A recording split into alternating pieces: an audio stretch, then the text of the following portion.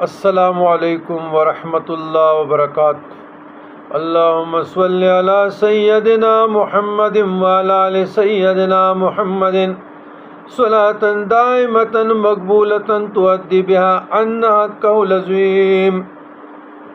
عزیزان گرامی، سید محمد بن سلیمان الجزولی السہلالی